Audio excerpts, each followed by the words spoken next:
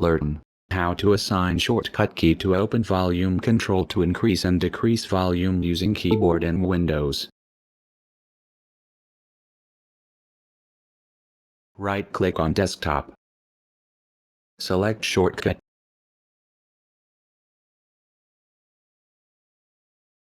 Copy-paste this code. Code is given in description.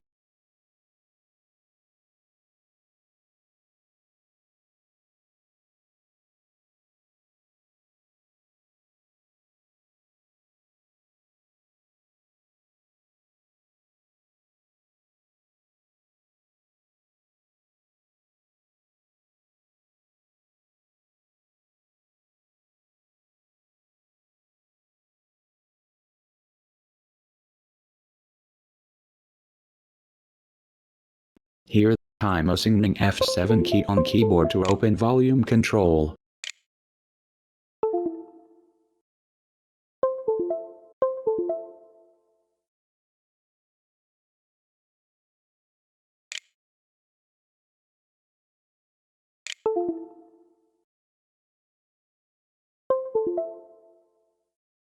Use upward arrow key to increase volume and use downward arrow key to decrease volume.